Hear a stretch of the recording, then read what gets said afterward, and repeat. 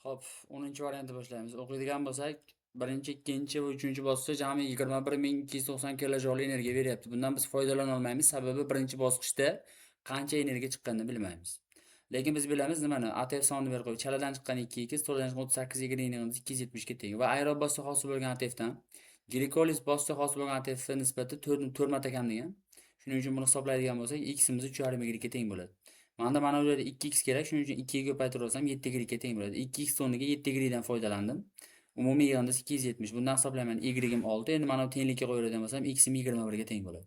Demak, chala parchalangan 21 mol, to'la parchalangan 6 molga teng bo'ladi. Endi 33-savolga o'taman. Birinchi bosqichda hosil bo'lgan energiyani top deyapti. O'zi 6 mol to'la bor, 2800 ga ko'paytiraman.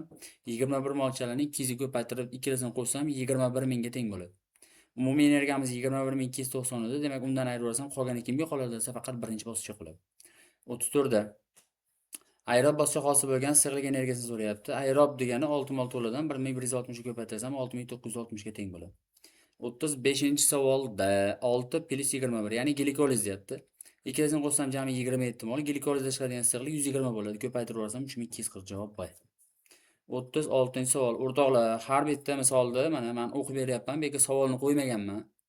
Oldingizga har safar videoni ko'rayotgan paytingizda qo'yib oling. Savolni qo'ying, daftarni qo'yib oling, tushunmagan nuqtangizni to'xtating. Agar tez gapirayotgan bo'lsam, YouTube tepasida bilamiz, sekinlashtirish joyi bor.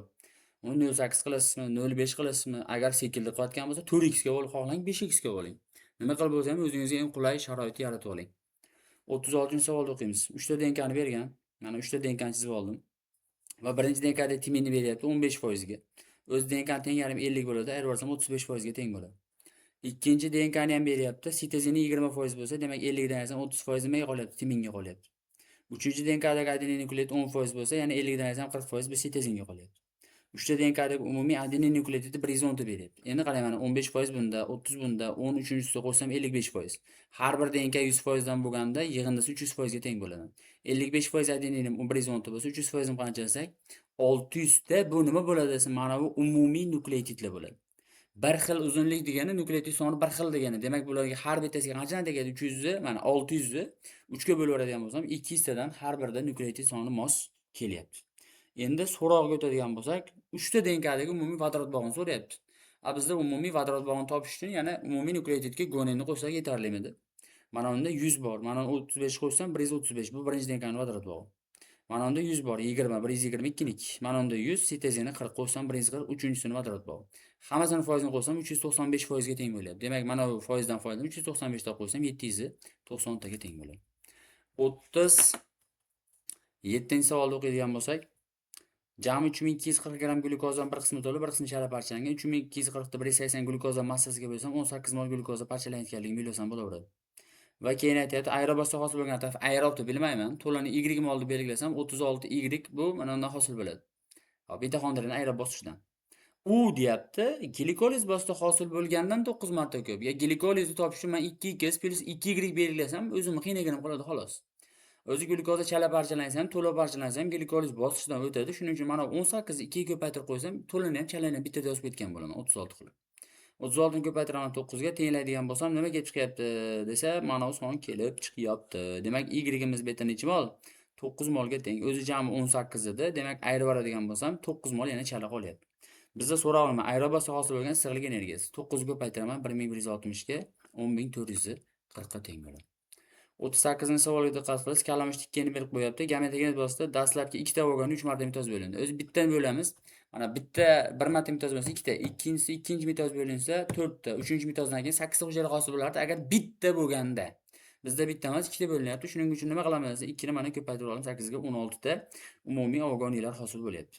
Va bu avogoniyalardan hosil bo'lgan tuxum hujayralar deyapti, urug'lanishda 100% qatnashdi. Endi hisoblab oladigan bo'lsak, mana 16 bo'lyapti. 16 ni necha foizi? 25% y saqlagan spermatozoid bilan urug'landi deyapti. Endi bu yerda ovogoniy bo'lganligi uchun sonni ko'paytirayotganim yo'q. Agar spermatogoniy bo'lganda turga ko'paytirib o'tardim.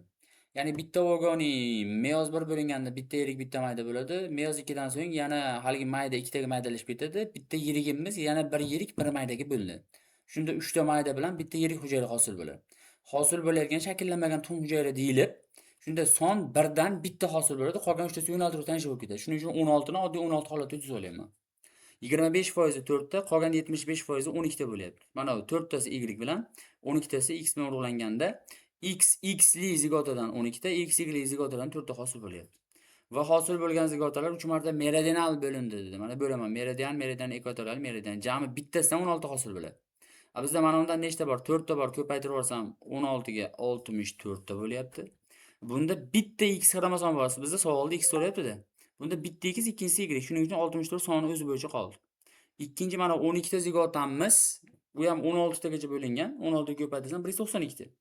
Bitta zigotada ikkita x xromosomi bor. Shuning uchun mana chiqqan 192 ni 2 ga ko'paytirib yuborsam 384 ta bo'ladi. Mana 4 talikdan hosil bo'lgan 64 ni qo'shadigan bo'lsak 448 ga teng. 39-savol. Berilgan shartni o'qib o'tirish shart emas, o'zingiz o'qisangiz bo'ladi. Hop, bizga genlarni beryapti. Birinchi dominant gen yungning qora bo'lishini ta'minlaydi, uni resessiv jigar rang. Ikkinchi dominant I geni ingibitor bo'lib yuzaga chiqishga yo'l qo'ymaydi. Faqat bu yerda yangilik bo'layotgan nima? Bir juft boshqa resessiv BB geni bor, gamazga holda yung hosil bo'lmaydi umuman. Endi u qizil bo'ladi, oq bo'ladi, bo'lmaydi, rangi bor deb tahlil qilib o'tirmaysiz. Kichkina B holati umuman yung hosil bo'lmaydi. Shuni hisobdan olishimiz kerak. Heterozigota, triheterozigota genotipli urg'ochi it dedi. Heterozigota genotipli deyapti, lekin genotipni aytayotgani yo'q, qaydan topib olaman? Mana bu joydan qora erkak it deyapti. Qora erkak it bo'lish uchun ingibitor gen bo'lmasligi kerak, bo'lmasa qora rang hosil bo'lmaydi, oq bo'lib qoladi. Shuning uchun mana kichkina yozsam, endi ikkalasi heterozigota bo'lishini bilaman, chunki heterozigotali bo'lishi kerak. Shundan tug'ilgan kuchuk necha foiz qora rangda bo'ladi? Yana haligi gap. Qora kuchuk bo'lishi uchun nima bo'lishi kerak? Kattasi bo'lishi kerak. Anaga chashirsam 3 tasi 4 taning ichidan kattaga ega bo'ladi. Mana undan katta ingibitor gen kerak emas, rang hosil bo'lishiga yo'l bermayman. Chunki kichkina i'ni olaman xolos. Buni chachirsam kichkina 1/2 bo'ladi. Endi mana undan nima sababdan 3 olyapman desa, kichkina b bilan kichkina b uchrashgan joy o'lib ketgan, nobud bo'lgan, bu tug'ilmaydi. Shuning uchun buni 3/3 olamiz. Hammasini ko'paytiradigan bo'lsak 9/24 ga teng bo'ladi. 924 ga bo'lib 100 ga ko'paytiradigan bo'lsak bu 37,5% ni tashkil etadi. Endi keyingisi kalamush beryapti.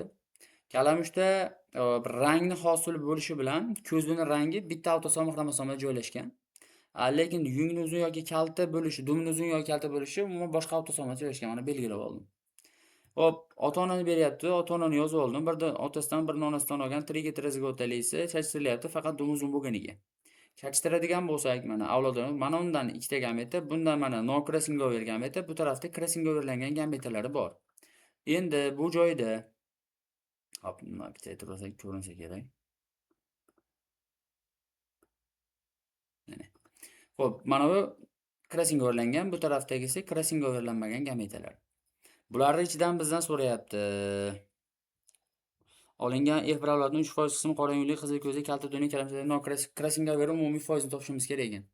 Endi mana bu joydan topadigan bo'lsak, bu yerdan crossing overni foizini emas, mana uni bu yerdagi foizini topib qo'ysak bo'laveradi-da. Kim qora yungli bo'lsin dedi. Qora yungli bo'lishi 3%. Qani? Kichkinali. Xo'p, keyin qizil ko'zli deganligi uchun mana kichkina b olyapman, kuchli ko'z dominant. Kalta dumli degani kichkina d. Mana aynan shuni qidiradigan bo'lsam, qayerdan chiqadi? Mana raqam olgan. 1 2 3 4 5 6 7 8. Mana a bilan b raqamlar olganman, penni osonroq bo'lishi uchun. Bu qayerdan chiqadi desa, mana bu joyda mana kichkina a, kichkina b ni, kichkina d lik gameta bor mana bu joyda. Bu joydagi mana kichkina a, kichkina b, kichkina d bilan uchrashadigan nuqtasi mana 8 u b qator. 8 u b qatorimiz 3% ga teng bo'lgan ekan. Bu qayerdan chiqyapti o'zi esa? Bu crossing overdan chiqyapti. Crossing overlangan gameta o'zi 4 ta edi. Bu tarafda erkak organizmi ikkita gameta bergan, 8 ko'paygan 2 bo'lgan. Demak, uni foizini hisoblaydigan bo'lsak, nechiga teng bo'lyapti? Bunaqadan nechta bor 3% likdan desa, 3% likdan 8 ta bor. Shuning uchun 8 uchun ko'paytirsak, crossing over ulushi 24% ni tashkil qilyapti.